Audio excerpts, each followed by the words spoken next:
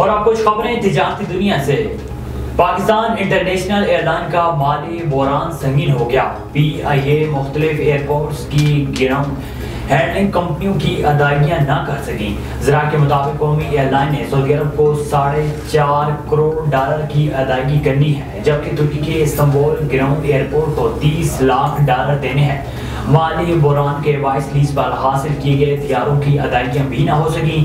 Lease پر حاصل کیے گئے طیاروں کے $2.5 کروڑ سے زائد واجب الادا ہیں۔ پی آئی اے کے 4 عدد 777 طیارے پرزے اور مرمتی کام نہ ہونے کی وجہ سے گراؤنڈ کر دیے گئے۔ ایئر بس 320 کے 4 عدد طیارے بھی گراؤنڈ ہیں۔ دفتر خارجہ میں غیر ملکی سفارتکاروں کو سرمایہ کاری سہولت کونسل پر تفصیلی بریفنگ دی گئی۔ وزیر اعظم کے معاون خصوصی ڈاکٹر جان زیب خان نے پریزنٹیشن دی۔ سفارتکاروں کو کونسل کے گیجاؤں اور مختلف پہلوؤں سے آگاہ کیا گیا۔ ترجمان دفتر خارجہ کے مطابق بریفنگ میں 4 اہم شعبوں آئی ٹی، زراعت، توانائی اور کانکنی میں سرمایہ کاری کے مواقع کو خاص طور پر اجاگر کیا گیا۔ سابق وزیر خزانہ اسحاق ڈار نے کہا ہے کہ ڈیفالٹ کا منترا ختم ہو گیا۔ نگران حکومت تمام پالیسیوں کو لے کر چلے تو ملک بہتر ہوگا۔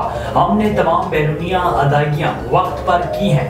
لندن میں میڈیا سے گفتگو کرتے ہوئے اسحاق ڈار نے کہا ہے کہ 4 سال میں جو دوائی کی گئی 1 سال میں ٹھیک نہیں ہو سکتی۔ 2013 میں دہشت گردی اور لوڈ شیڈنگ کے مسائل تھے۔ ہم معیشت وہاں لے کر گئے جہاں ہم 24ویں معیشت بن گئے تھے۔ سابق وزیر خزانہ اسحاق ڈار نے مزید کہا کہ ہم نے آپریشن ضرب عضب رد الفساد شروع کیا۔ ہم نے 2017 میں اقتدار چھوڑا تو دنیا پاکستان کی تعریف کر رہی تھی، لیکن 2018 کے بعد 4 سال میں ملک کی معیشت کو 47ویں نمبر پر پہنچا دیا گیا۔